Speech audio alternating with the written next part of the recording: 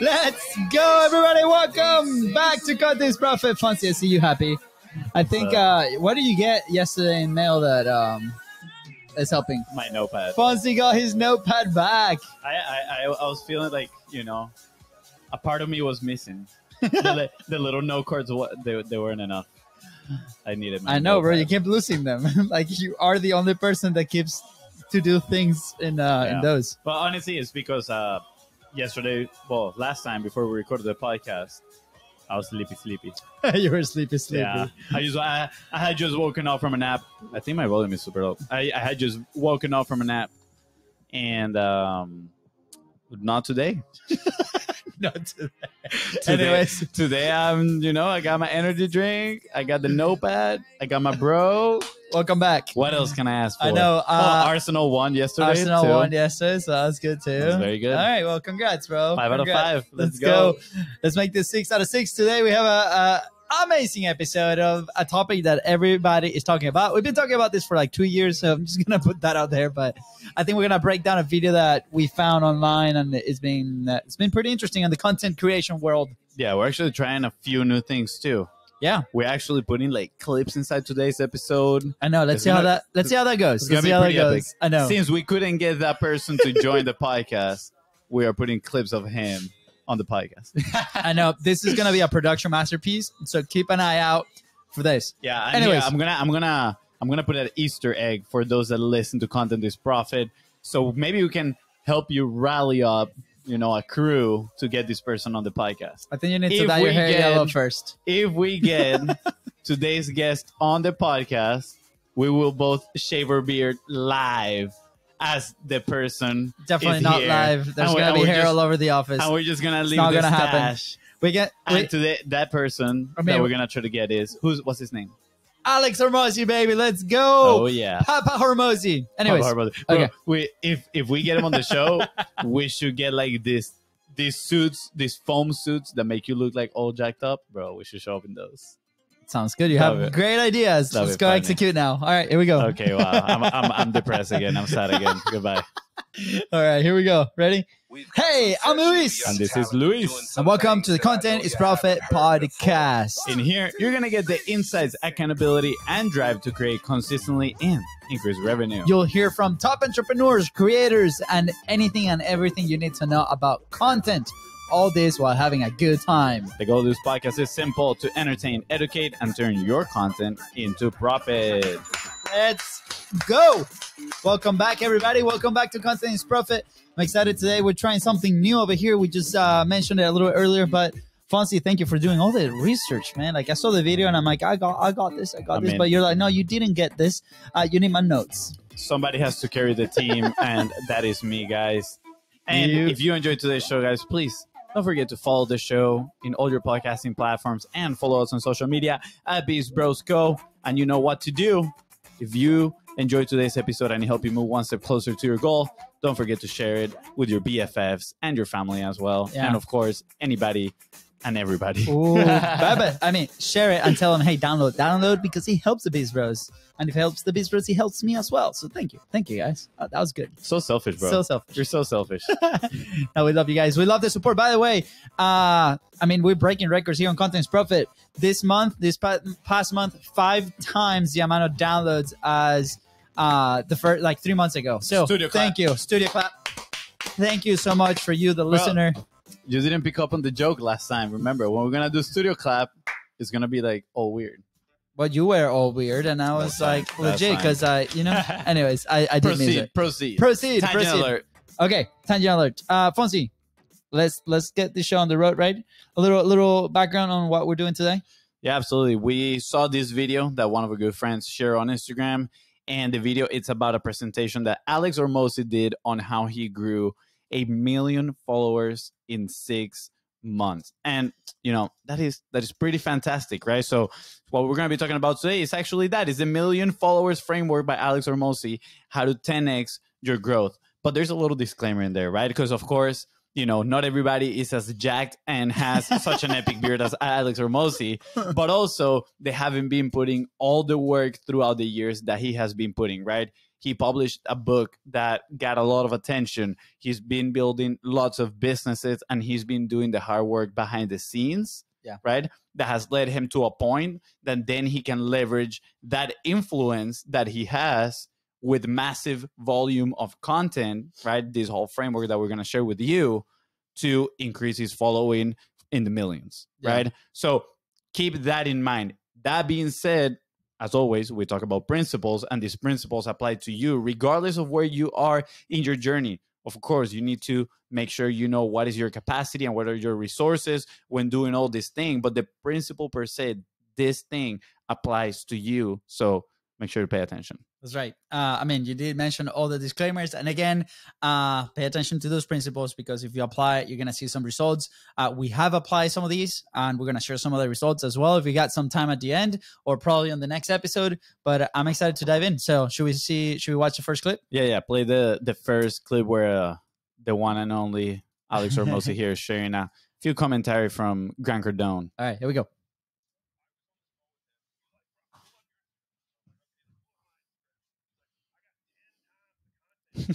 10 times. 2 times.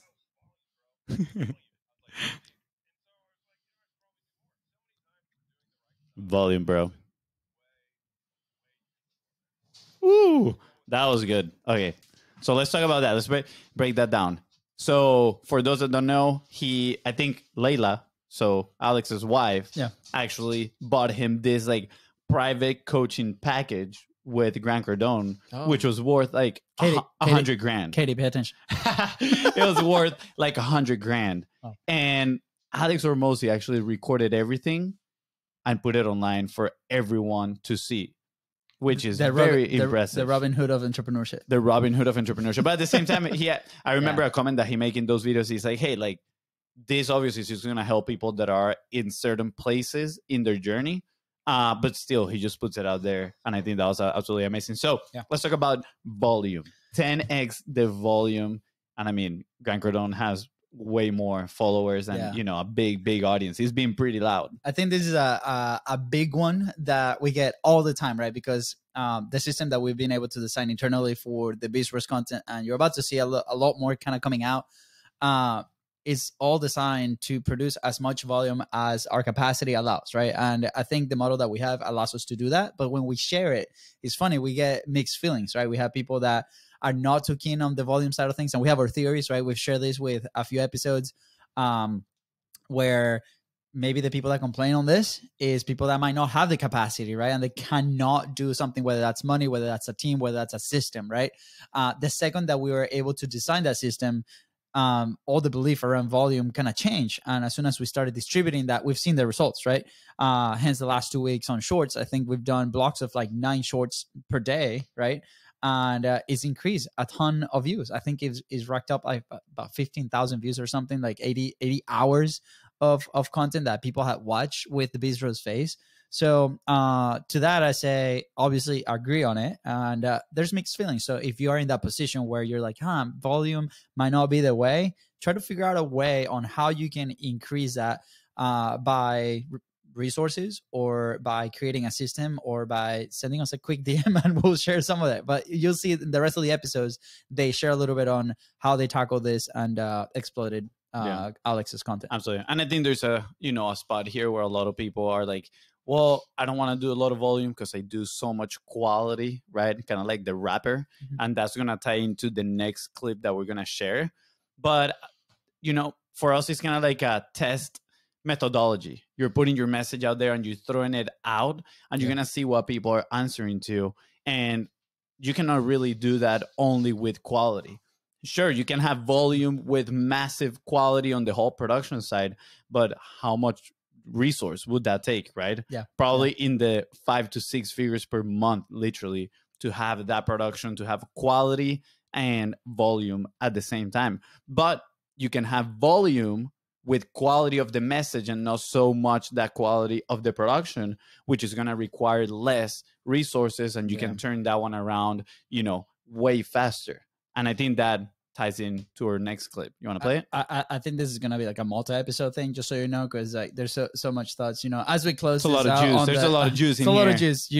On the volume side, as right before I share the next clip, it just also allows you to create more opportunities online to gather feedback, right? Like with the amount of shorts that we've been publishing last week, we've been able to gather where are people kind of tuning in, what are they liking, what are they consuming more time, and those are ideas and pieces of content that we can develop a little bit more. So for example, this video, this is not ours, right? The clips that we're playing, but it got a ton of traction, right? So that's an indicator that people really want to learn about this, and then that's why we're creating this episode. And we got to mention proper credits to Think Media. They produced this video on YouTube, so full credit to them on this video.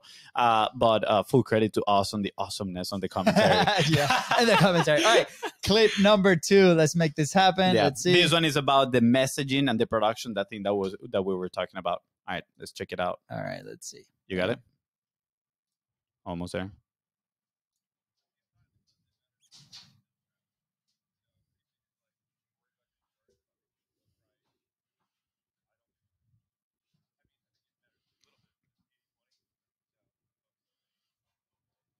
Absolutely. And I want to put a little bit of context to this little clip, especially if you're listening right now. He actually goes and shares that he built 2 studios, like high-end quality studios, one with like 4 flat screen TVs on the back, the whiteboard, the whole thing. Yeah. And then he published a video where he was literally just sitting in front of his laptop in like an hotel, like no background whatsoever. I think his studio now is the closet in his Vegas apartment. And you can see just the door behind. And that video that had the low production did way better than all the other ones in the studio. I think this also calls to like the principle that we share all the time, right? Remove that friction. So obviously a lot of people, we get it all the time, right? Like what kind of background should I be putting on? Like what kind of equipment should I be using, right? And it depends, right, at the level that you're at. I get it. Like if you're looking for that authority level, you already have a proven business. You have a message that you've perfected over the years, and maybe that's the next level on content. I get it. But a lot of the people that start on content maybe see that as a standard, and then they try to get and produce it something similar to that, and that adds a ton of friction on their systems, on their teams, on the production, right? Because it's not built, the base is not built. Especially if you're trying a new message, if you're selling something brand new, like when it happened with us 2 years ago when we started promoting Content Momentum and the agency side of things, we needed to test the message. We needed to test what we were doing. So lower production allowed us to put the message out there multiple times. That's the reason the show is 3 times a week. It has evolved quite a bit, obviously, but that was the only reason. But it's because we've increased our resources. That's why it has evolved. Absolutely. Resources and time. And the reason why we've increased our resources is because we've been publishing more and getting in front of more opportunities, generating more conversations, turning into more business. Yeah. So, have faith, right? Like believe in the message that you're putting out there initially, right? There's going to be low traction on that content, and that's normal. But as you put more pieces of content and you practice your message, see that as an opportunity to grow and to make sure that your message is nice and tight. One of the reasons I love this clip is because I remember when we decided to start publishing consistently right after those business owners told us that, hey, what you guys are selling us is really cool, but you have no proof of concept because your social media has no content whatsoever. That gut punch that we experienced. Oh boy. I remember that we were, when we came up with the 45 live challenge, going live on Facebook for 45 days in a row, the whole thing was let's decrease friction and literally focus on the quality of the message. I remember that I personally, at that time, I didn't truly believe in that because I also focused on high quality. I loved high quality, right? Pretty much my content journey started by watching high quality YouTube videos like Peter McKinnon, very high end productions. Casey Neistat. Really cool videography. Casey Neistat, right? Each one has their style that you can tell they put so much effort into it. And my perception is if you don't have content like that, it's going to be very difficult to be successful. So when we started doing the 45 Live, I remember that we came up with the motto of quality of the message over quality of the production. And that was a message that we just would repeat ourselves every single time. Quality of the message over quality of the production. Quality of the message over quality of the production. Until I believed it. Until I was like, okay, good. Quality of the message over quality of the production. And that made it easier for me to publish, to be okay with putting volume out there, even if it didn't look like it was recorded in a super expensive and fancy camera.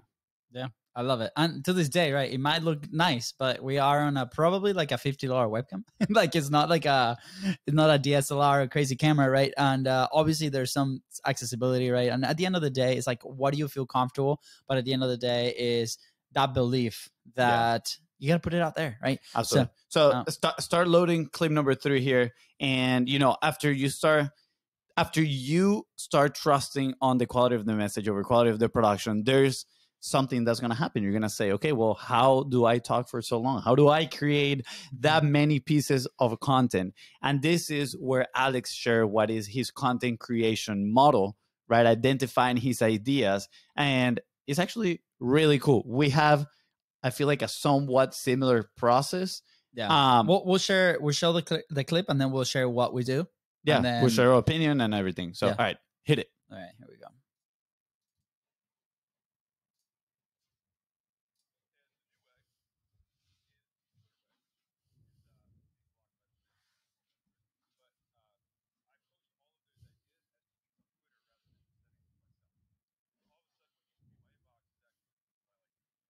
Ooh, that's good. So that was juicy. All right. So he's talking about his idea creation process and how his idea capture process as well to then turn that into content. Well, the clip started, and I think we didn't cut it in the right time, but basically he started to share how he used to do it, where he would send an email to himself every time he had an idea or every time he saw a piece of content that was out there versus a new idea, which is what he just said. Yeah, he would just send it to his email, and then he's like, okay, cool, I'll get to it back later, which already adds friction, right? But what he mentions here is that Twitter has become that idea capturing platform, because first, it is very forgiving. It's so fast paced, and you can put so many stuff out there that, people read it and they just keep going. But if something resonates, it resonates and people start commenting, engaging with it. He can use Twitter as a sort of stream of consciousness, kind of like a little journal for his thoughts, which is really cool because you're just putting it out there. And at the same time, you have a record kind of organized on what are these topics that are coming to your head. And think about it. How many times per day do you get ideas in your head that you think about, this would be a great piece of content? And maybe you write it in a notepad, you write it in Notion, whatever it is where you take your notes, and you tell yourself, I'm going to get back to it later. And then that later never comes, and you never end up doing that piece of content. Or maybe you think so much about it later on that you get overwhelmed and you decide not to tackle that specific piece of content. Instead, what Hormozi does, he pulls his Twitter, tweets that thought that he got, and then he has quick feedback. Yeah. One of the things when we saw this video that you mentioned, it's like, well, what if we don't have a big Twitter following? Which we don't, right? I don't think Twitter has been our main platform, not even close. Lately we've been posting there a little bit more, but not like this. And I don't know what your system is, but my system was I would screenshot or I would screen record the thing and I would save it in a folder in my phone photos. And like you said, we would never go back to it. The idea will stay there, right? If it resonates internally, to me, that helps me kind of form the idea and then produce it for the podcast, because that's the main thing that we do. But I love this, right? Because Twitter will give immediate feedback. So I'm very excited to try this out. I got to make a conscious effort to actually do this when a thought comes up, when there's a very smart piece of information that I consume, put it out there in form of Twitter. Right now, what I have is a spreadsheet on Notion where I put the clips in there. Also, in a sense, because Notion is our software to produce this stuff. So we can just click in there and we see the picture and we can add it into our podcast cheat sheet.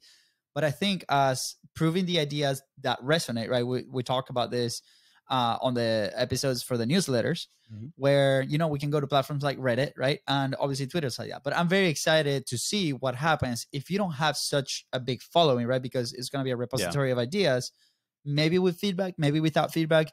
If you're listening and you try this out, let us know. Keep us posted. What happens, right? Yeah. I think, I started thinking when he was talking about this as well, of like, okay, well, what if I don't want to tweet? Or what if I don't have a Twitter? What if I don't want another platform to take care of? Can you do the same thing in other platforms such as, let's say, Instagram, right? And I personally think you can. You got Instagram stories. Why don't you, quote unquote, tweet the thought Yeah. on your stories, right? And you can actually see a record, an archive of the stories that you shared. So you're actually not losing them. You still have them there. And, you know, people really engage with stories. And I feel like they would give you quick feedback as well in the first 24 hours of whether a thought was good or not. And then you just keep track of that and then, you know, develop it. And this Yeah. is something important that he mentions too. He said, well, when I have a long thought, that becomes a thread in Twitter, which then becomes a long form piece of content, which what it does, it adds depth, right? It adds depth to that specific idea or that specific topic that he's talking about. But if it's just a kind of like quick, short thought, he just tweets it in one specific tweet, which if it resonates, that becomes a short form content, right? A real YouTube short, a TikTok. And those, what they do is they add width, right? They allowed you to put more content out there and reach new audiences. I love this. You know, something that we mentioned in the last episode with Podcast Movement is people are conditioned, right, by the medium that they're consuming content, right? So if we have an opportunity when we collect ideas on where a thought comes up to put it out there instead of putting it in a database, right? Nobody's going to see it. Why don't we leverage this, right? And I think what stops a lot of people based on feedback that we've had on calls on people in the community is the fears of not having it perfect, right? This is not my thought. This is not my original idea. That's okay. Put it out there. I'd give the attribution to that person. But if that idea, if that topic resonates, doesn't matter. You can always relate it to what you're producing, what your business is, or what your projects are. And I think there's a lot of room for opportunities. So yeah, absolutely. On to the next clip. We're good? Yeah. So the next clip, you know, kind of to make a transition here from this idea, then you're going to start saying, okay, well, what if I have so many ideas and I don't want to really do shorts? I don't want to, you know, have that width. Again, I feel it's that battle of quality versus volume. And this is a thought that he shared about Gary Vaynerchuk that I thought it was extremely interesting. Because if I'm being honest, I follow Gary, but at the same time, I don't really consume that much of his content. But he's always popping on my screen. So literally, when I think about, okay, who is the top influence in social media, right? Right after Biz Bros, the first thought is Gary Vaynerchuk. I try to stay serious through that one. You know, it's Gary Vaynerchuk. Yeah. So let's listen to what Hormozi has to say about the shorts here. Sounds good. Can you play the clip? Yeah, absolutely. Are you okay with this being the last clip today? Because the next ones are going to be juicy, and we can do them tomorrow, Friday. Sure, we can do a part 2 on this. Let's go. Okay, let me share screen. Gary. All right, here we go. Bam, bam, bam.